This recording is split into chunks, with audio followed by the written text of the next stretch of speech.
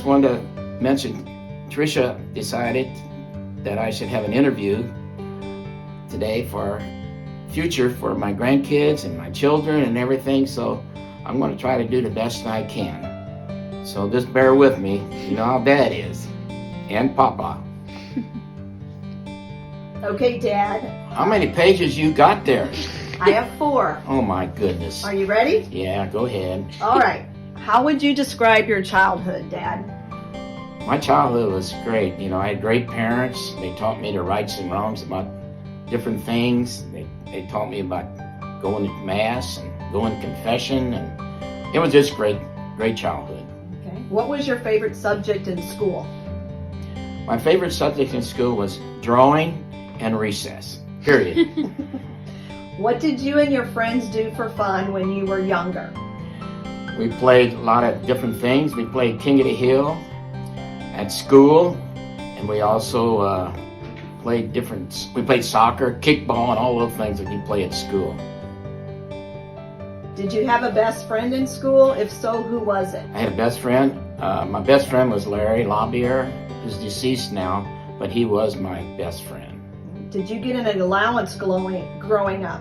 No, we didn't get no allowance. No. That wasn't even heard of. I never heard of that word until I got older or started raising kids. Okay. Did you ever get in trouble as a teenager? And if so, what kind of punishment did Grandma and Grandpa give you? Well, I'm sure there was a lot of different times like terrible, but personally, I don't think they punished me. They might have scolded me, or Dad would grab his big belt around his waist and like he was going to use it on me, but he never did. Okay. Did you have a childhood nickname? Yes, I had 2 of them. Obviously, the first one is Shardy, and the other one came later as Baz, B-A-S. What is the most important lesson that Grandma and Grandpa taught you growing up? I guess the most important thing is learn to love people, have friends, and acknowledge their inner capabilities. I think that's it. Okay. What was your first job? My first job was when I was in grade school. I worked for Aunt Jenny and Uncle George. Aunt Jenny was my dad's sister, and they ran Grasses Mercantile on top of Mill Hill, and I got 35 cents an hour. I usually worked right after school and sometimes on Saturdays. And what did you do there? I stocked shelves and swept the floors. Perfect. And what did you want to be when you grew up, Dad? You know, I never did give that any thought. I just let life roll along. What takes place, takes place. I was very fortunate. Okay. What was your first car? A 1963 Ford Fairlane, and it was the maroon. It was maroon color. What kind of chores did you have to do as a child or teenager? Well, on the farm, I had to feed the chickens, slop the hogs, and we had to help Dad in putting out hay for the cattle and hay for the horse, gather eggs, chicken eggs, as well as bandy eggs, which were over in the barn. And there's lots of other ones. I could go on forever, but those are the most important. Okay. Did you have any pets growing up? And if so, what kind and what were their names? Okay. We had several pets growing up. We had a collie named Lassie, and we had a dog named Jack, who was really a good squirrel dog, and I hunted with my dad with Jack. And that was a lot of fun when the dog would tree squirrels in a tree and then you'd shoot them. Okay. What do you think is different about growing up today than when you were a child? Oh my gosh, what a question. There's a ton of difference back when I grew up compared to the kids and my grandkids today. One thing, nobody had even heard of a phone back in those days, you know. The only phone we had was one on the wall, which you cranked. And I think, I don't remember, I don't know if ours number was 2 longs and a short. But it was a party line too, and there was a lot of rubbernecking going on. That's all I can say. It's a world of difference. And what exactly do you mean by rubbernecking? Being nosy on the phone. If you hear everybody heard, if you're on a party line, the phone rang in everybody's house. And all you had to do is secretly lift up the receiver and and just listen what's going on. The next question is, how or where did you meet Mom or Nana? In high school, in junior year, I met her and I said, man, she's so darn pretty. I think I'm going to marry her one of these days, but I got a lot of things to do before that. Okay. What was your marriage proposal like, and how long had you dated before you proposed? Well, I was in the service for 2 years, so I wasn't doing much dating then, but I proposed to Betty Christmas Eve at Granny and Grandpa's house.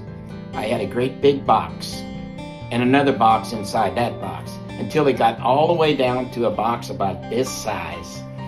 And she opened that up and the ring was in there, and that's when I proposed to Betty in front of all of Betty's siblings and Granny and Grandpa. That was the night I'll never forget. Where was your wedding, and who was your best man and Mom's maid of honor? The wedding mass was at St. Genevieve Catholic Church, and I just knew you were going to ask this question.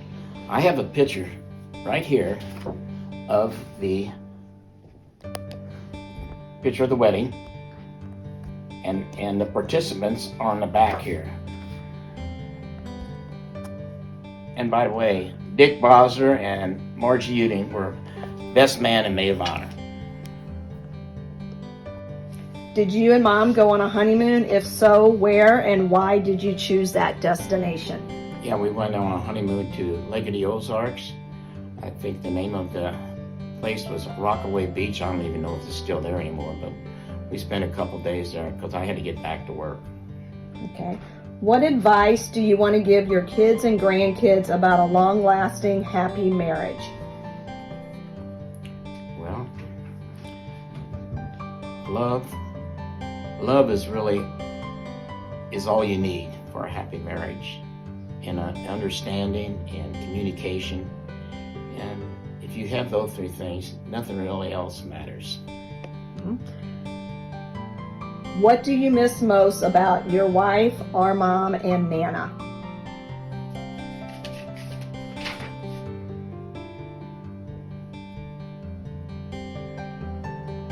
I wrote that down because I thought you would ask me, so I'm just going to read it, okay? My mind still talks to you, my heart still looks for you, but my soul knows you're at peace. I miss you every single day. What is your favorite holiday and why? Well, I have lots of favorite holidays. I think my first one would probably be Christmas, and then Easter, and Father's Day. Okay. I know you love to travel. Where are some of your favorite places you have visited? I think one of my favorite was Australia, Hawaii, and just traveling through the Caribbean cruises. We did a lot of cruises and all-inclusives. Okay. How do you handle stress, Dad? Well, I get stressed out sometimes laying in bed at night of all the different things I got to do the next day. And that kind of stresses me out. But, you know, all of a sudden, after I say my rosary, the next day, everything seems to smooth out. What is something that you could tell your kids and grandkids that would surprise them, as well as what is your dream for your family? I kind of figured you would ask me that question, so I just wrote this down. Very short. Love those that really love you. Love as if there was nothing more important in your life. Okay. What are some things that make you happy? Well, there's a lot of things that make me happy, but a lot of things that make me happy is the good cook I got. I've had 2 good cooks in my life. They both like to bake cookies. That makes me happy. I like it when my children and grandchildren call me right off the cuff. You know, I like that.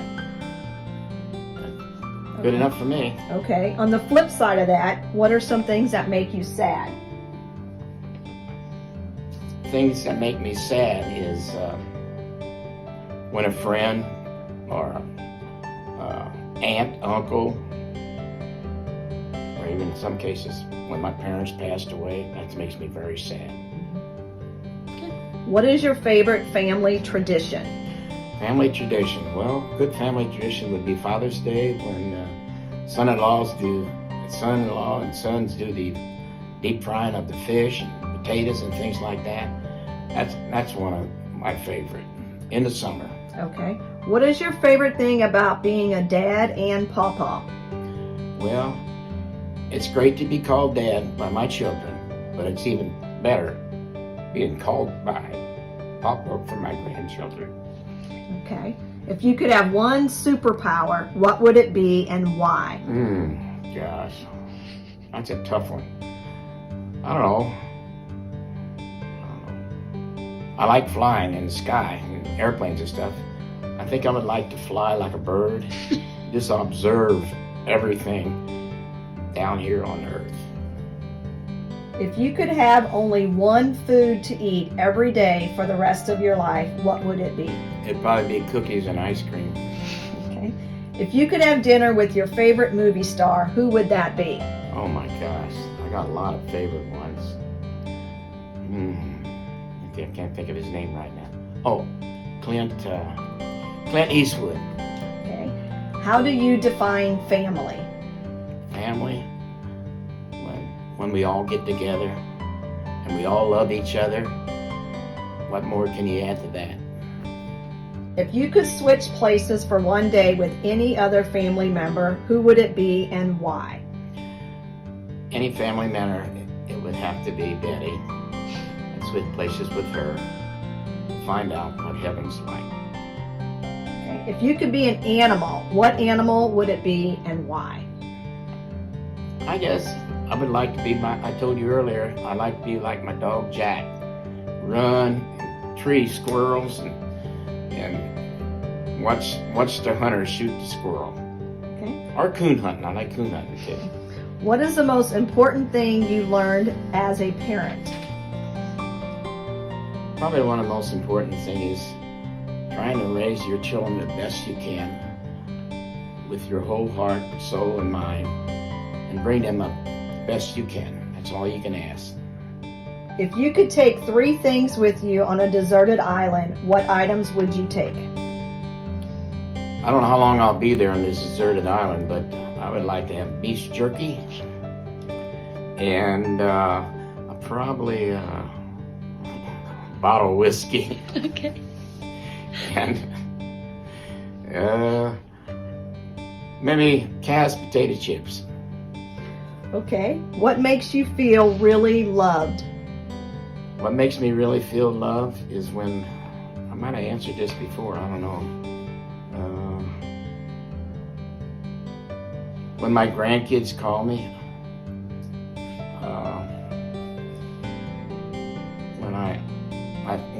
when I talk to them, I can feel their love for me, and I hope they feel the love from me, Papa, and Dad. Okay. What are you most thankful for? I'm most thankful for. I think I'm most thankful for the great children I raised, and their great husbands they all have, and the children they raised is what makes it really beautiful, all those grandchildren. What is something that you would still like to learn to do? When we travel a lot, I would like to learn Spanish. What are your favorite hobbies or things you like to do in your spare time? Hobbies? Well, probably just working in the yard, going here and there, fixing things, helping my children out with various projects they may have in their home. I like doing that whenever I'm available.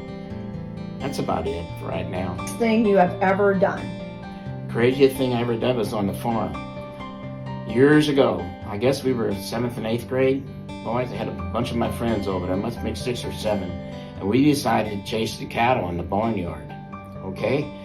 And we chased them so hard, they broke down the fence and they were scattered, probably 10 or 15 cattle all over God's creation. And it took men with horses to gather them up, and it took about a week before we got them back into the barnyard. Okay. What is the hardest thing you have ever gone through in your lifetime? I guess the hardest thing was losing Betty. What's the most embarrassing thing you have ever done? Well, there's a lot of those, but some of the most recent one was I was supposed to contact this man, and I knew where he lived, and got there. It wasn't the right man. It was somebody else. You can relive a particular time in your life. What would you want to do all over again? I think if I could, I'd probably go back to grade school and high school and study and learn more. Okay. Is there anything that you want or need in your life now? I do recall years ago, I'm talking years ago, I had lots of wants and needs, and they weren't all fulfilled. But now I've got older, all my wants and needs are filled. Always heard the saying, God will provide, and He has most certainly provided me with everything that I need in life. What is the meaning of love to you? When I filled out that book of 101 questions from Dad, I remembered this question that you just asked, and I've been trying to think of it, and I think I've been trying to think of that, what I wrote in that book, and it comes to my mind now, but I wrote it down because I don't. So this is what I wrote down. Love those that really love you. Love as if there was nothing more important in your life. Okay. What is your favorite life accomplishment? Favorite life accomplishment? Oh my goodness sakes.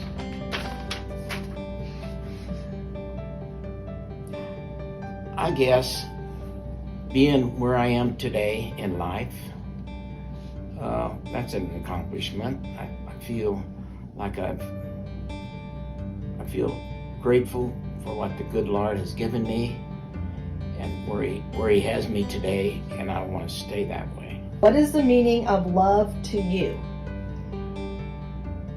When I filled out that book of 101 questions from Dad, I remember this question that you just asked, and I've been trying to think of it, and I think I've been trying to think of that, what I wrote in that book, and it comes to my mind now, but I wrote it down because I don't.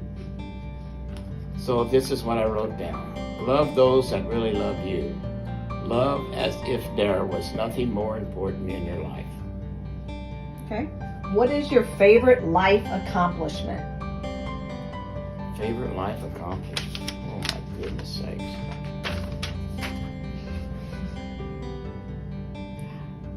I guess being where I am today in life, that's an accomplishment. I feel like I feel grateful for what the good Lord has given me and where He has me today, and I want to stay that way. What are some fun activities you like to do during the day? Fun activities I like to do in the day? I love fishing, boating. I love boating when I got two big grandkids around. Did I say hunting? Okay, I said hunting. Okay, hunting, fishing, coon hunting, four-wheeling, golf cart riding. I like mowing grass. Okay. What are some organizations or charities that you have helped out with in your past? I'm glad you asked that question, because I've been with St. Vincent de Paul. I think this is my 48th year. The priest and I started St. Vincent de Paul way back in July of 1975. And I really, really like helping people, whether it's helping them get a car or prescriptions. I like doing all that. That's probably one of my big accomplishments in my life, and there's no regrets there whatsoever. In conclusion, what is something you want your kids and grandkids to always remember about you? Well, in that book, The 101 Things About Dad, I think that question was in there, and I answered the best I could. So now I'm trying to think and how to get it down on paper. And I think I did about as good as you can, and I've got that written right here. I'll try to get through it. When the day arrives that there are no tomorrows for me, I want my children and grandchildren, and down the road, great-grandchildren, to know and never forget that they were and are and always will be deeply loved by me.